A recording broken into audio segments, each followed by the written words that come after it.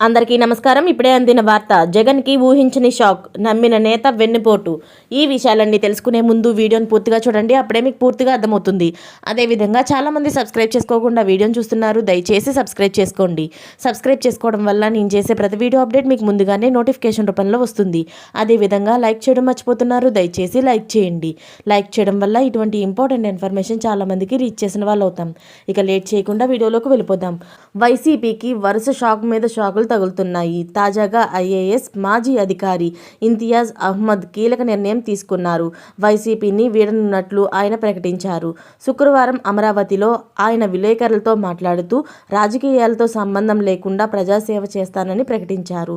ప్రజాసేవ కోసమే తాను ఐఏఎస్ నుంచి వీఆర్ఎస్ తీసుకొని రాజకీయాల్లోకి వచ్చానని గుర్తు చేశారు. గత కర్నూలు నియోజకవర్గంలో నుంచి వైసీపీ ఎమ్మెల్యే అభ్యర్థిగా పోటీ చేశారన్నారు. ఇక ఎన్నికల ఫలితాలు మీ అందరికీ తెలిసిందని చెప్పారు.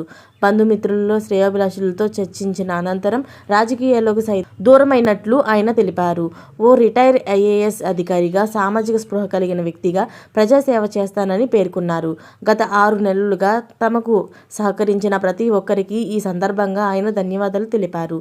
ముఖ్యంగా కర్నూలు నగర వాసులకు మనస్ఫూర్తిగా కూడా కృతజ్ఞతలు తెలిపారు. రానున్న రోజుల్లో సామాజిక అసమానతలు, సమాజంలో రుగ్మతలను రూపుమాపేందుకు కృషి చేస్తానని ఇంతియాజ్ అహ్మద్ స్పష్టం చేశారు.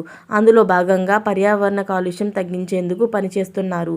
అందుకోసం స్వచ్ఛంద సంస్థలతో, వ్యక్తులతో కలిసి పనిచేయాలని తాను నిర్ణయం తీసుకున్నట్లు ఇంతియాజ్ అహ్మద్ వివరించారు.